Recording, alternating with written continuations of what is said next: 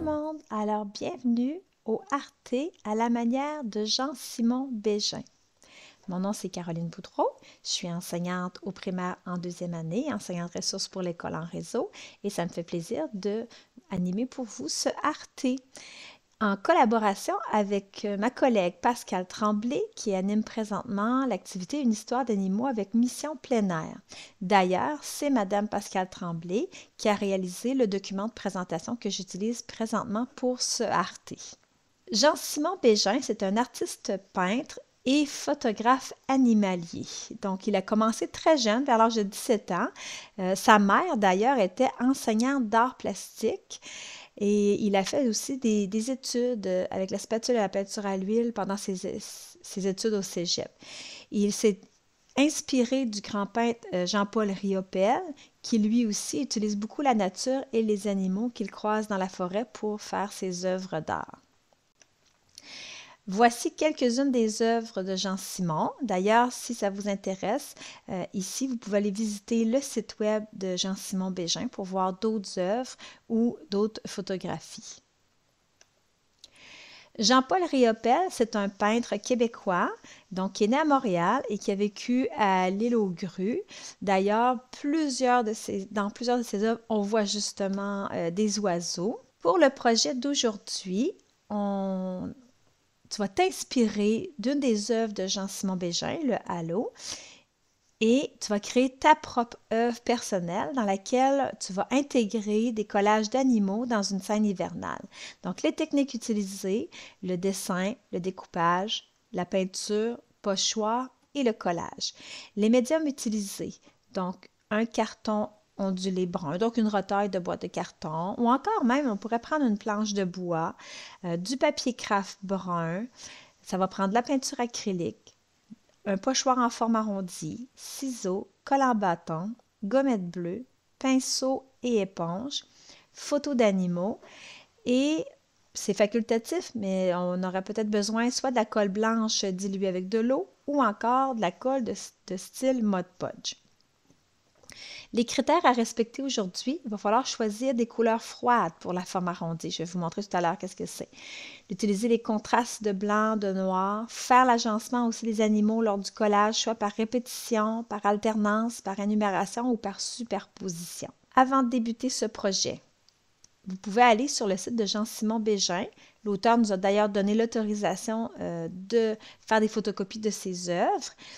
Ou encore, vous pouvez aller sur un autre site web libre de droit d'auteur. Vous faites des photocopies de l'animal que vous avez choisi. Ça peut être des photocopies en couleur ou encore en noir et blanc. C'est très, très beau. Vous pouvez les faire de grosseurs différentes. C'est vraiment, ça dépend du choix d'organisation que vous voulez faire.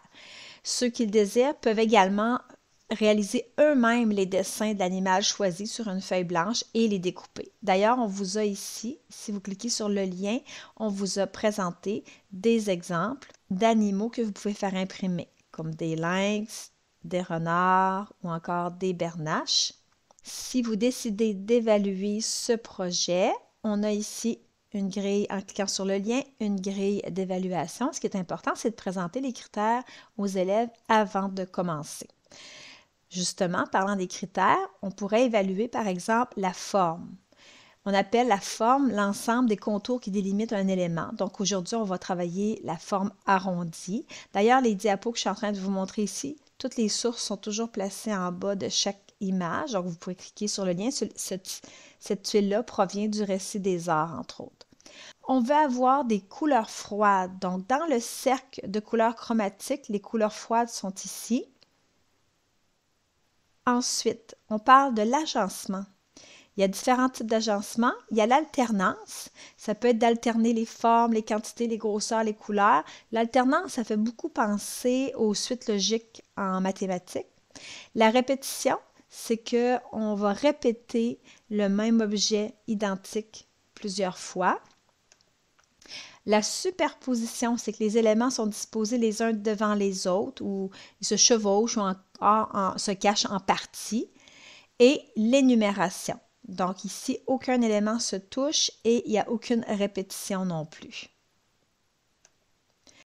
Vous devez choisir le format que vous désirez exploiter, soit rectangle ou plutôt carré.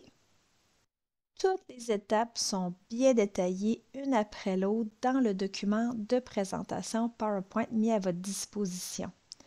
Donc, si vous désirez, vous pouvez aller les suivre comme ça, une après l'autre, dans le document. Ou encore, je vais vous en faire la démonstration. Pour le projet, moi, j'ai utilisé une retaille de boîte en carton, mais on peut très bien utiliser du papier craft ou encore un sac d'épicerie, un sac de papier brun. Je me suis fabriqué un pochoir en traçant un cercle dans mon sac de papier brun et je me suis pratiquée je me suis pratiquée sur une retaille, mais vous pouvez vous pratiquer sur une feuille de recyclage. Et je me suis rendu compte en faisant ma pratique, parce que j'avais pas de gommette à la maison, et ça a fait une petite bavure. Donc, il faut vraiment bien maintenir le pochoir en place, soit avec de la gommette ou, si comme moi, vous n'avez pas de gommette, avec vos doigts, de bien le maintenir en place. Donc, lorsque je vais appliquer ma couleur froide, je vais bien tenir avec mes doigts mon pochoir. Je vais charger mon pinceau d'acrylique. Et là, je vais donner des petits coups tout le tour de mon pochoir.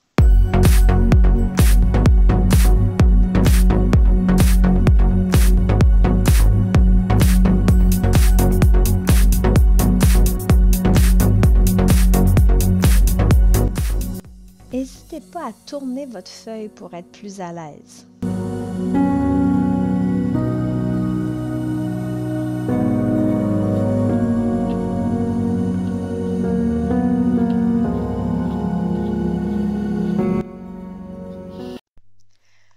On retire ensuite délicatement le pochoir et voilà, on obtient notre cercle.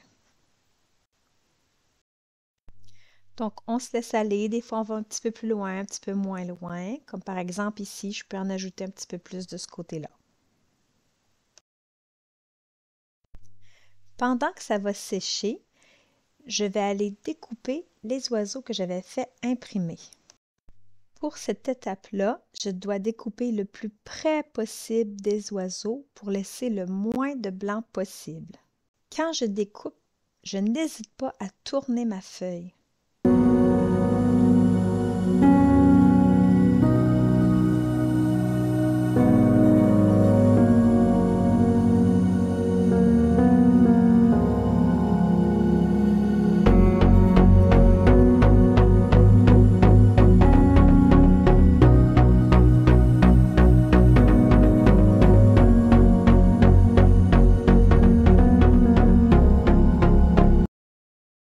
Pour plus de minutie, vous pouvez aller donner des petites encoches entre le bout des plumes. Il faut faire très attention pour ne pas couper le bout de la plume. Donc, on donne des petits coups dans un sens puis dans l'autre.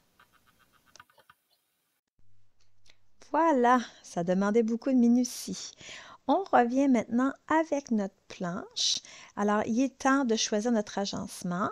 Moi, j'ai choisi l'énumération. J'aurais pu faire l'alternance. J'avais imprimé comme une autre fois mes 3 oiseaux et je les avais placés comme une suite logique. Donc, je vais disposer mes oiseaux par énumération. Tiens, j'ai le goût de les mettre à la diagonale, mais j'aurais très bien pu les mettre aussi à l'horizontale. C'est votre choix d'artiste de décider comment vous voulez les disposer. C'est intéressant d'essayer différentes dispositions. N'oubliez pas que si vous choisissez la superposition, vos animaux doivent se chevaucher, donc j'aurais pu l'essayer comme ceci. Il est maintenant temps d'aller coller nos animaux.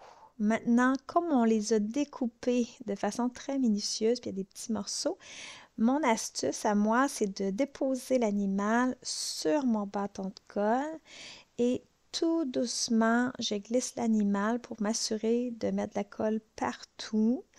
Donc, j'y vais tranquillement pour m'assurer de ne pas le briser. C'est certain que je vais probablement me mettre un peu de colle sur les doigts, mais c'est pas grave. Voilà, mes 3 oiseaux sont bien collés. On est rendu à l'étape de créer nos éclaboussures. Bien sûr, on protège nos pépites avec un plastique ou une nappe. Alors, on utilise de la peinture acrylique blanche qu'on va diluer avec de l'eau. Donc, moi, j'ai mon pinceau. Je vais tout simplement aller ajouter un peu d'eau et bien mélanger ensemble. Ce qu'on peut faire, là, c'est qu'avant de commencer, on peut se pratiquer. Donc, voilà, puis on va donner un sac de papier d'épicerie. Donc, je peux me pratiquer. Et la technique, c'est qu'on prend 2 pinceaux, comme ceci, et on donne des petits coups comme ça avec notre pinceau. Donc, on peut voir quelle sorte de coups ça donne. Ah, là, je me rends compte que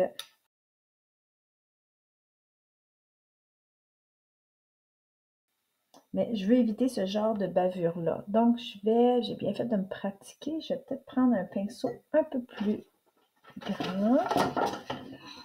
On va l'essayer avec un plus grand pinceau. Qu'est-ce que ça donne? Je vais peut-être mettre un petit peu plus d'eau dans la peinture. On va voir. Donc, je donne des petits coups.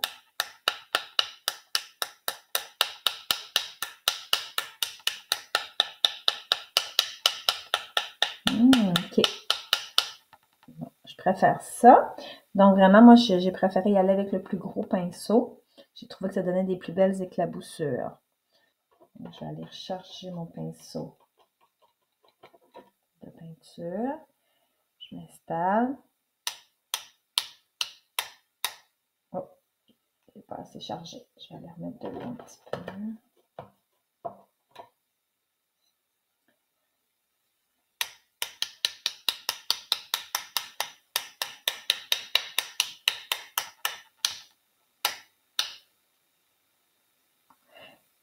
Faut pas trop en mettre. Ah, ici, il y en a une que je ne sais pas si je vais être capable de l'enlever avant qu'elle sèche. Je ne l'ai pas été sur l'oiseau direct. Là, je ne vais pas ça. Voilà. Il faut être très rapide par contre.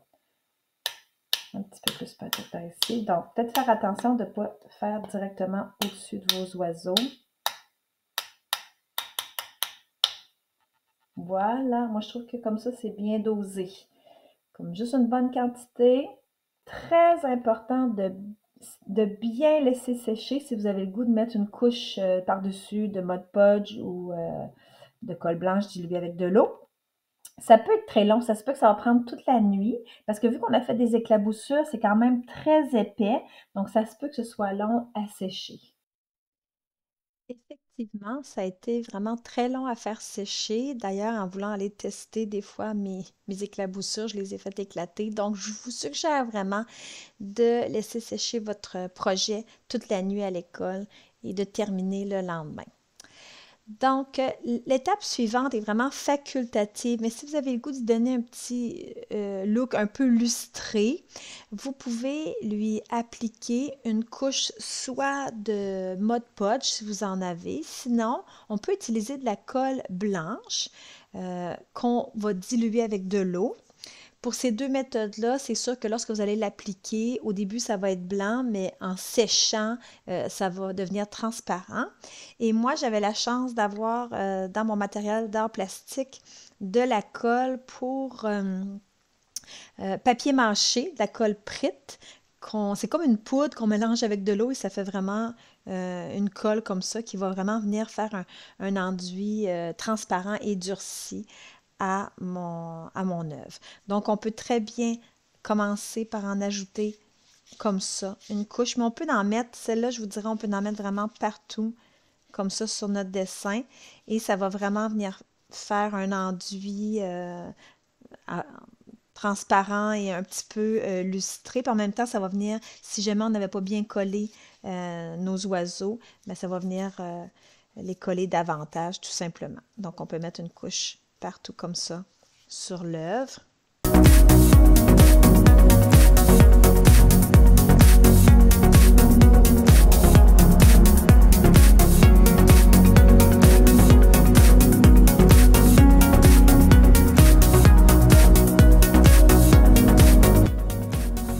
Juste pour vous indiquer à la fin, si vous désirez partager des photos de vos créations, vous pouvez aller sur le lien ici du Padlet de mise en commun. C'était le Arte à la manière de Jean-Simon Bégin. Merci beaucoup à Madame Pascale Tremblay d'avoir préparé ce beau document de présentation. Bye tout le monde!